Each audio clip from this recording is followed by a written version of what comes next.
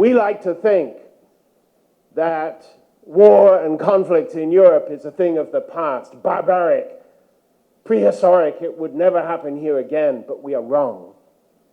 We have seen we are wrong. And we might ask, why is that the case? What is it within human nature, within the human heart, that so easily leads again and again to violence and division?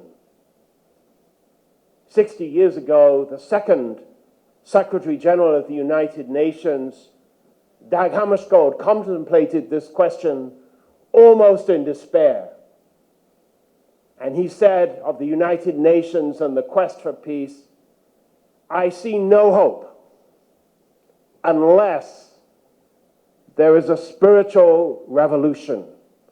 Now, Mr. Hammarskjöld was not a religious leader, not an imam, not the Pope, and we're not talking here about a confessional reformation. We're not talking about the ascendance of one faith or another, but rather the deeper spiritual question within each one of us.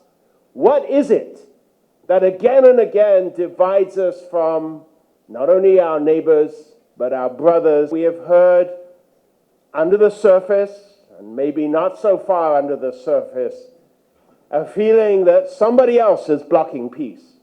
Those people in that other country, or from that other political party that is not my own, or of a different generation or a different gender. But I believe, and I challenge you, that the task for peace is not limited to the eloquent spokesman here on the podium with me, or to the Prime Minister and his administration who had to leave. It is a question that is actually challenging myself. And what is the key? The key is very hard indeed to hear, but I'm going to say it now. We have to love the enemy, or the enemy's children, or the opponent more than ourselves. As long as any one government puts its own national interest first, you may think this is the way to ruin, but it is not. It is actually the way to peace.